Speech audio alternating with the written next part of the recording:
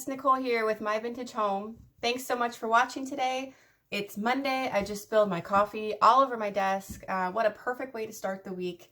So let's just brush that off together. I am showing you today a tutorial on just one of the ways that I like to upcycle antique windows. One of my side gigs right now is I have two antique booths. One is in kind of a more upper middle class area. I have a lot of like higher paying clientele there, and the other one is in a small town that I grew up in, and that's more like an antique store, whereas the other store is more like a home decor store. So these windows sell really well at my kind of like higher end home decor store. I can sell the smaller size, which is about a 2 foot window, for $55, and the larger ones you're going to see I sell for $65. So now I'm going to go through, I'm just going to show you every step that I take to make these windows. They're really pretty at the end. They have a really nice farmhouse look. I think most everybody that comes through likes them. I've been selling them like crazy. So if you're looking for a DIY project that maybe you could sell in your area, this would be a great one to start with. I hope you enjoy. Thanks, guys. So here's one of the windows I'm working with today. This is a smaller size. It's about a 2 foot by 2 foot window, and I have a larger one out in the garage I've already spray painted. That is more like a 3 foot by 3 foot. All I've done to this so far is wiped it down really well with a Norwex cloth and got it nice and dry. So my next step will be to take it out to the garage and spray paint the back. Okay, I'm at my garage. You can see I've already spray painted this bigger window black. This is the back side of the window. And now I'm going to do the smaller one with a white spray paint. I'll show you the product I'm using. I got these both at Home Depot. This is Rust-Oleum flat protective enamel in the black, and then also Rust-Oleum, also from Home Depot, a white flat. And I'm using the flat because I kind of want that chalk paint effect, and I've just found it's a lot easier to do glass with a spray paint than it is with a brush and the chalk paint, even though I do that quite often, but it takes a few coats to do it with the chalk paint. But I'm just trying to do it pretty quick today, and it still looks really pretty this way also.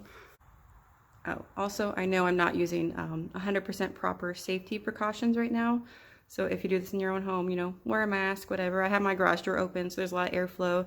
And I'm trying to hold my breath pretty much the whole time I'm spray painting. So I'll be fine, but, you know, do what you feel like you need to do if you do this project in your own home.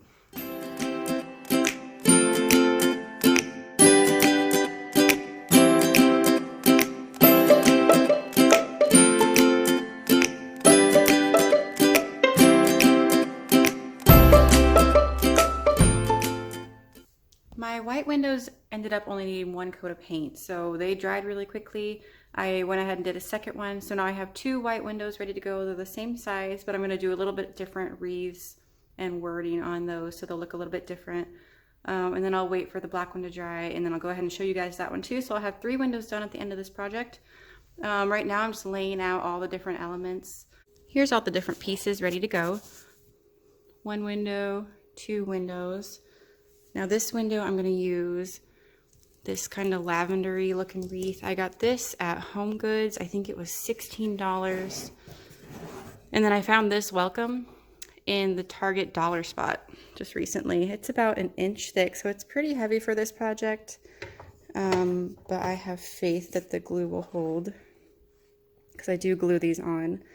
Now if I don't buy a wood cutout, I will just make a vinyl word with my Cricut, or even paint a word on here using a stencil. But since I found this, and it was only $3, I think, it's worth it. And it's just a little bit easier for me to do it this way, for me to glue a word on rather than to do all the steps with my Cricut. So I'm going to do that word with that wreath. I'll probably shift this down. So I kind of like to lay everything out before I actually attach everything. And then I need to decide what ribbon I'm going to use for the wreath on top. So I have this kind of gray gingham. I'm going to loop that through there to get an idea. It's cute. I don't know if I love it though. Let me think. I have this gingham, but it's just, I know it's going to be too thin looking, even though I know the black and white would be really pretty. Maybe it'll be okay because it's a smaller wreath. Let me see. I'm not doing a good job. Okay, pretty cute. I would maybe need to do a bow on top with that though, since the ribbon's not very thick. Cute though. I definitely like the black and white up there. And then another one that I use a lot, which I'm almost out of, is this kind of burlap ribbon with the black stripes.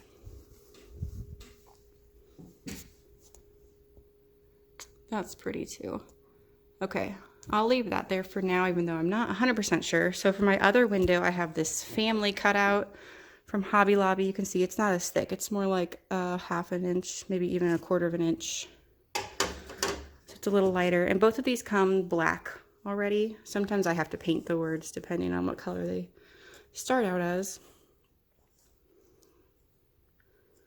So kind of eyeball that there. So that will look really cute. I'm using this preserved boxwood wreath that I also got from, no, not HomeGoods. This is from TJ Maxx. And I think it was about $16 also. I just love it. I love how perfectly round it is. I think it's really cute. And then for the ribbon, I think I'm going to do this black and white gingham. It's really close to the white in the background from Hobby Lobby. And I need to get more of this because I've used it a ton and I love it so much. I'm trying to just get the effect right there. Yeah, that'll be really cute. So then what about this ribbon over here? I might just use it on both. Let's see. It's definitely my preference is this ribbon, but I think this one does a good job too. I don't know. I am really torn. Okay, I'm gonna go ahead and just do this one because I know I want to do the gingham, and then once I have this one done, I will decide what I'm gonna do on that one. I think that's probably what I'm gonna go with. Okay, so my next step is just, now that I kind of got it placed where I want it to be, I'll pick up the black word again, and I'm just gonna super glue it right onto the glass using this E6000 clear, flexible super glue.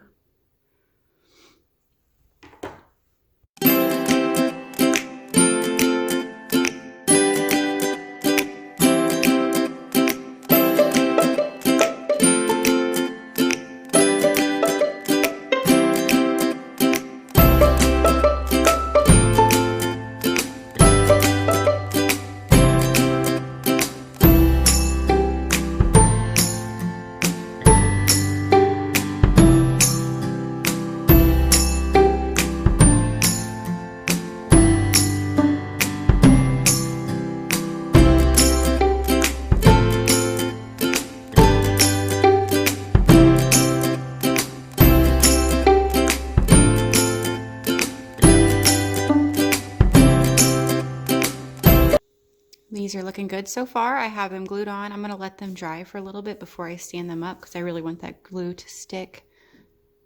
Now I'm going to cut my ribbon, and you want it to be a couple inches beyond this frame so that it can wrap all the way to the back of the frame, and that's where we'll use a staple gun to attach it.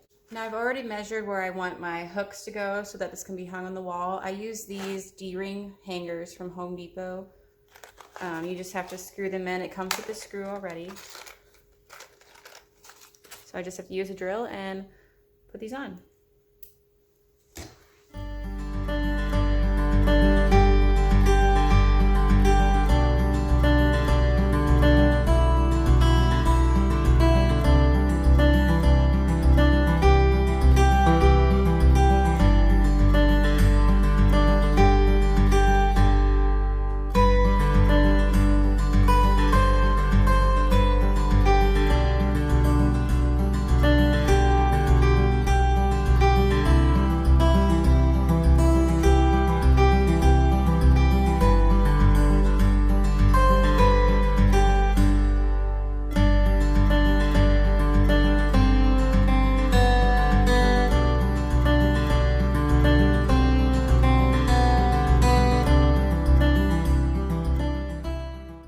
I hope you liked this tutorial today on how to upcycle antique windows. This is just one thing I do to windows. I actually have a few projects that I like to do with them on a regular basis. I also do a lot with shutters and other antiques and painting furniture. So if you like this video, please like and subscribe to my channel. I hope to be putting out content like this on a regular basis. I thank you so much for watching today. Bye guys.